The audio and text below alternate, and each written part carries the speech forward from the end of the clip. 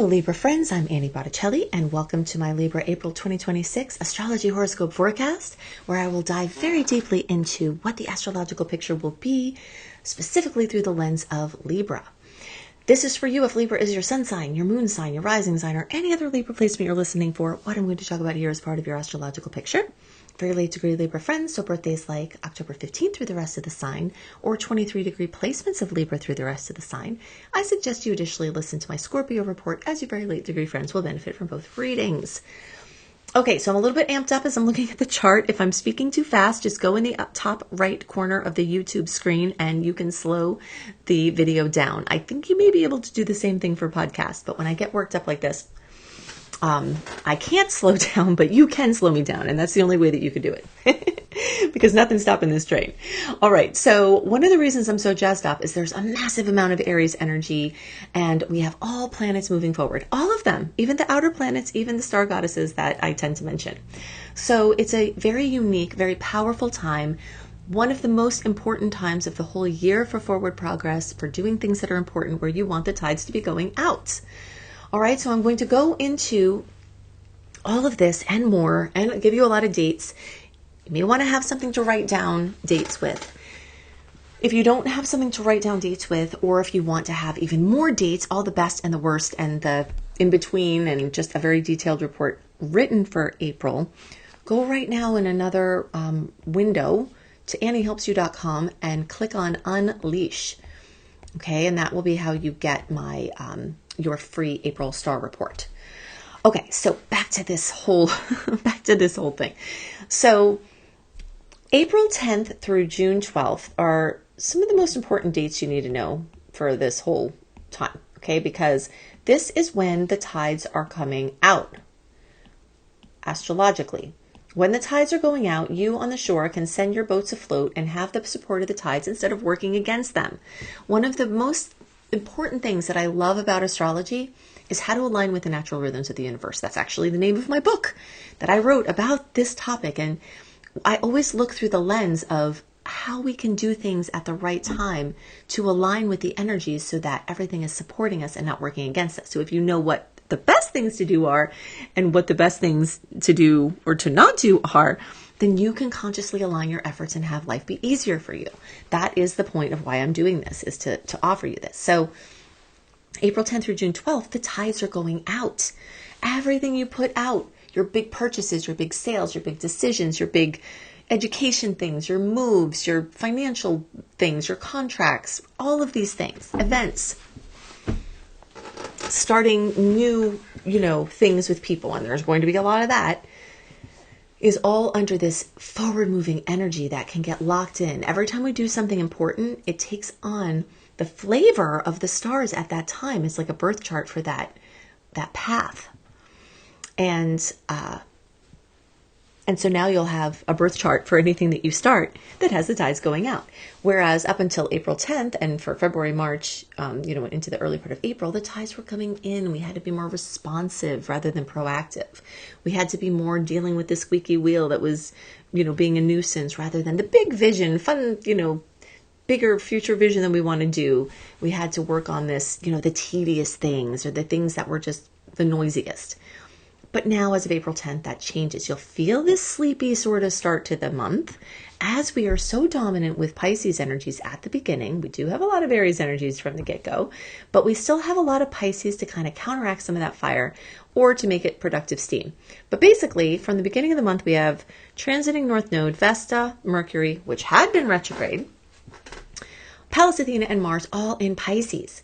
This emotional language is amazing for heartfelt connections, spiritual studies, psychological advancements, quiet personal pursuits, creative flow, and all things that pertain to the heart and the emotions.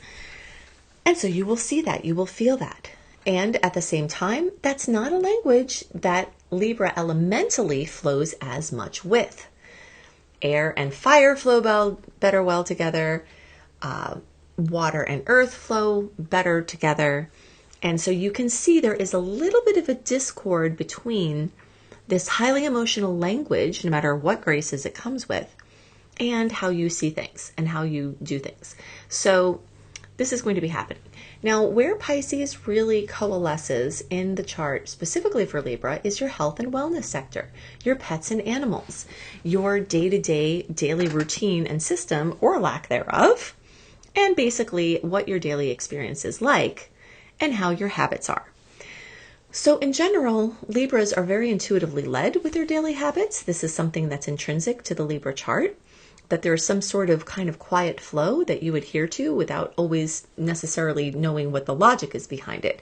And that's going to be super strong at this time. You may feel your body going this way, but you're supposed to be going that way, and you may wind up exactly where you're supposed to be.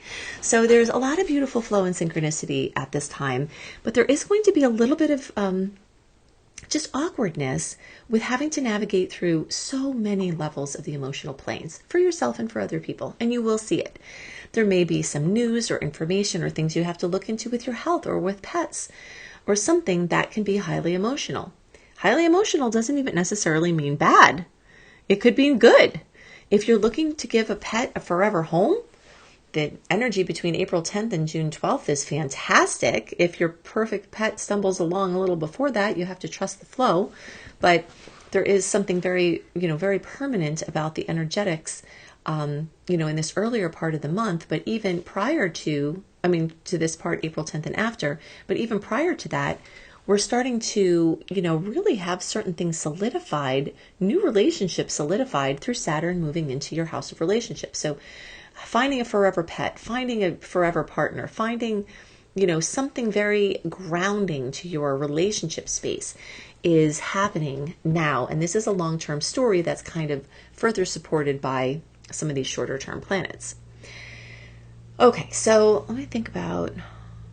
Yes, okay, so as the month progresses, Mercury, Mars, Pallas Athena will join Saturn, Neptune, Saturn, the Sun, Eris, and Chiron, and the new moon in Aries on the days around April 17th. All of that is moving into fire sign Aries, and this is a time for action. You will feel froggy and want to jump. You will be ready to get out of this reflective zone of this water stuff, and plus the confusion of the retrogrades and the eclipses, and you'll start to be ready to do something with all the information that's come in, all the insights that you have figured out, and you may have just straight up have the clarity to move forward where prior to now you just didn't.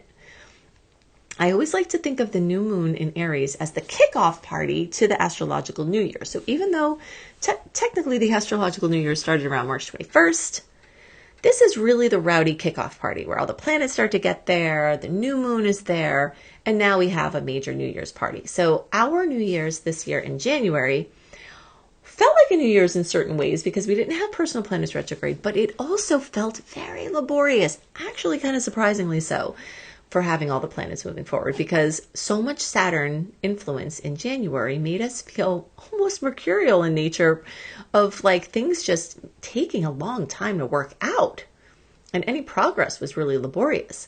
But it's not going to be like that now. Now things take off suddenly like a rocket, and you will feel this forward movement, and it will surprise you in many cases because it will feel so sudden. But it's a perfect time for it, and you have all of this supporting energy to do something with it. And all of this is centered around your relationship space. So Libra's always in this constant reinvention of relationships. This is, intrinsic to the Libran life. But at this time of year, when the planets crowd in Aries, there's something very specifically focused on partnerships about it.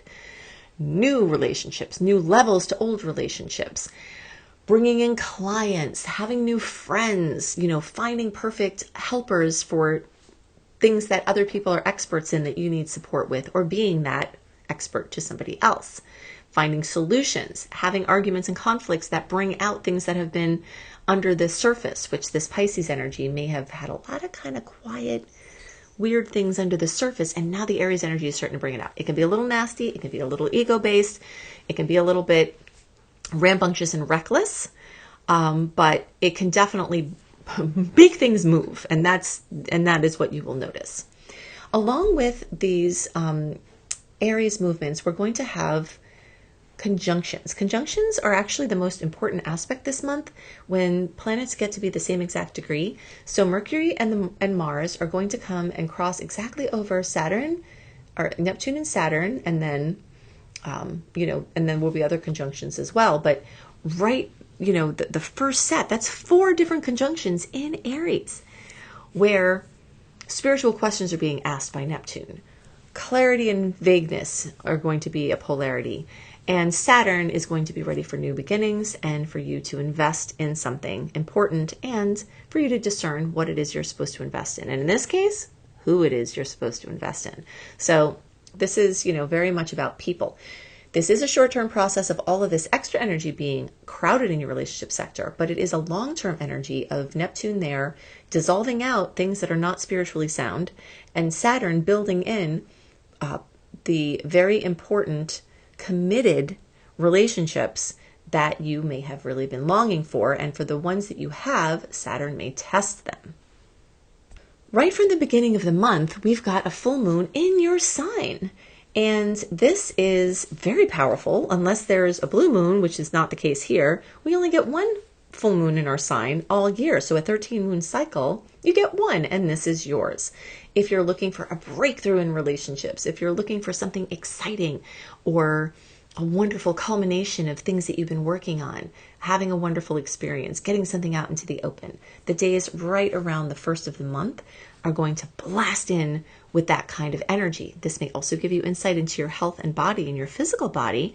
That's the second second layer of things having to do with your wellness and your health, because this full moon is here in the first house, which is your physical body, but then all that Pisces energy is in your 6th house, which has to do directly with health and wellness and practices that relate to that.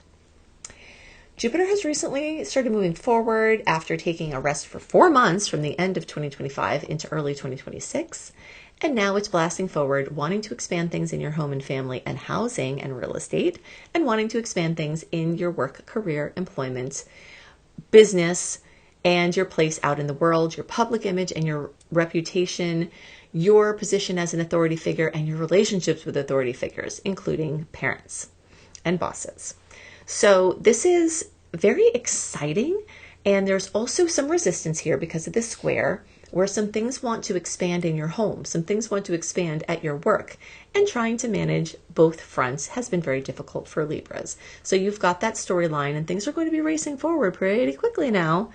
And then eventually, here in July, Jupiter will get into elemental harmonized sign Leo, and be in a better angle so that the type of expansion that comes may not come with as many stipulations or drawbacks, but expansion nonetheless. So whether you are employed or want a job or have a job, your place out in the world is going to be accentuated. If you're retired, this is something with your public reputation or something with the other things that I mentioned.